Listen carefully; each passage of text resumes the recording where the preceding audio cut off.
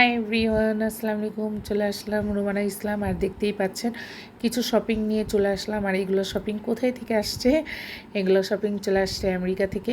বড় আপু আমেরিকা থেকে আমাদের ঈদের শপিং করে পাঠিয়ে দিয়েছে। আর আমাদের একজন ভাগনা আসছিলো, ভাগনার হাতে সব কিছু দিয়ে দিল। আর আপু সবসময় প্রত্যেক বছরই সবার জন্য ঈদের শপিং করে বাইরে থেকেই পাঠায়।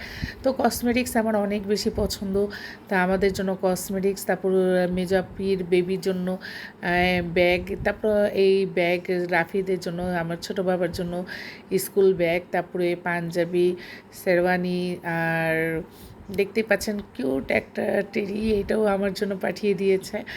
আর আপু অনেক অনেক জিনিসই পাঠায়, এই দেখতেই পাচ্ছেন কসমেটিক্স। তো এগুলো আমরা আপু বাইরে থেকে পাঠাই, এটাই বেশিরভাগ ইউজ করা হয়, দেশ থেকে তেমন একটা কেনা হয় না আর লাগে না, যেহেতু আপু অনেকগুলাই করে পাঠিয়ে দেয়।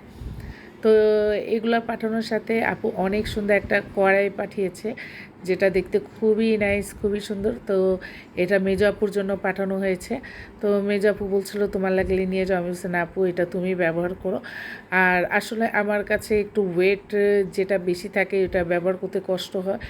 আর এই যে থ্রি পিসগুলা, এইগুলা থ্রি পিসও আপু পাঠিয়ে দিয়েছে, এটা হিজাব।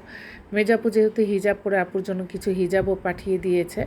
আর আমার জন্য যে থ্রি পিসটা পাঠিয়েছে এত বেশি সুন্দর, এত বেশি সুন্দর যা বলার বাইরে, আমার খুবই পছন্দ হয়েছে। আর এইখানেও একটা থ্রি পিস কোটি সিস্টেম, তো এটা পাঠানো হয়েছে নেহার জন্য। তো নেহার জন্য দুইটা ড্রেস পাঠানো হয়েছে, নেহা আমার ভাইয়ের মেয়ে। মেজাপুর বাসায় চলে গিয়েছিলাম এগুলো জিনিস নিয়ে। তো মেজাপু খুলে খুলে এক এক করে দেখাচ্ছিল।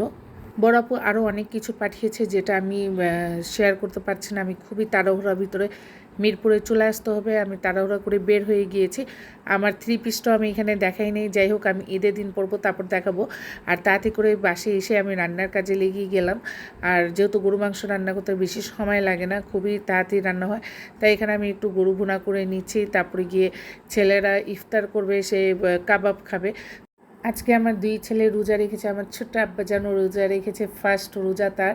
এই জন্য তার পছন্দ মতো আজকে সব কিছুই বানানো হবে।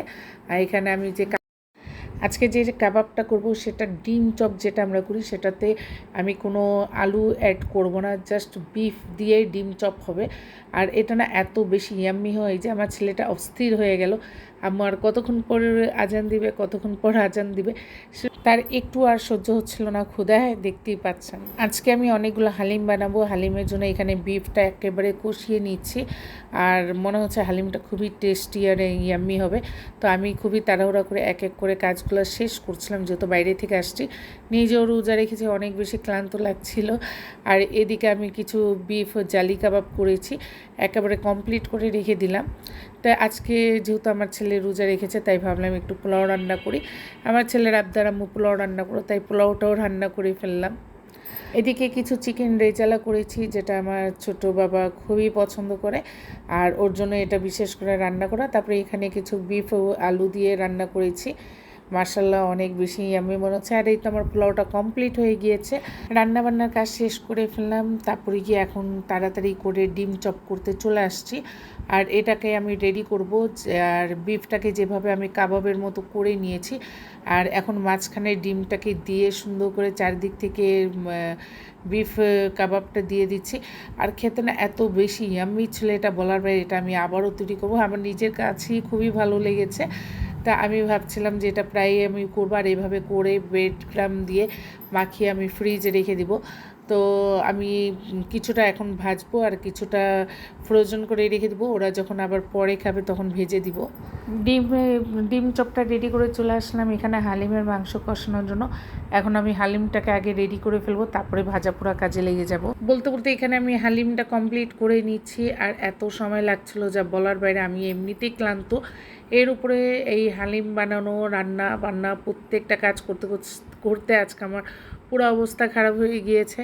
আর এই যে দেখতেই পাচ্ছেন হালিম দাঁড়িয়ে দাঁড়িয়ে নাড়াচাড়া করছি। তো আজকে টুকটাক করে অনেক কাজ করা হয়েছে। আর আবার এখানে চলে আসছে আমার ছেলের আবদার, আম্মু একটু সস বানিয়ে দাও। তো এখানে আমি সসও রেডি করছি, আর এই যে এক এক করে দেখাচ্ছি, সব কমপ্লিট করে এখানে আমি রেখে দিলাম, যে একটু পরেই ভাজাভাজি আরম্ভ করব। তো ডাল ডুল বাটা সব কিছু কমপ্লিট করেছি, সবার জন্য সব কিছু করেছি, তো আমার জন্য একটু পুদিনা চাটনিও করে ফেললাম এই ফাঁকে। আমি কিন্তু শিলপাটাতে হাতে বেটে চাটনিটা আজকে করেছি। আর এইদিকে দেখতেই পাচ্ছেন খালি ভাজাটা বাকি আছে। ব্রেড গ্রামও রেডি করেছি, নিজের বাসায় তৈরি করে। এই তো আমার ফুল হালিম কমপ্লিট, এখানে ভাজা পোড়া হয়ে গিয়েছে। আমি একেবারে আর দাঁড়িয়ে থাকতে পারছিলাম না, যেমনি তেমনি ভাজা পোড়াটা কমপ্লিট করলাম। আর এক দিক থেকে আমার ছেলে মনে হয় এটা ভিডিও করেছিল, আমি জানি না। এক এক করে অনেক কিছু রান্না করলাম, মুগ ডাল দিয়ে গরু মাংস রান্না করেছি, এরপরে ছিল জিলাপি আর সালাদ, তারপরে লুচি। তো অফ ক্যামেরাতে আমি এগুলো অনেক কিছুই করেছি, যেহেতু 2-1 মাসে আমাকে ইফতার দিতে হবে, তো খুবই তাড়াহুড়াতে আমি আর ভিডিও করতে পারি নাই। আর এই তো আমার আজকের রান্নাবান্না। তো ভালো লাগলে অবশ্যই একটা লাইক আর সাবস্ক্রাইব করবেন। আল্লাহ হাফিজ, আসসালামু আলাইকুম।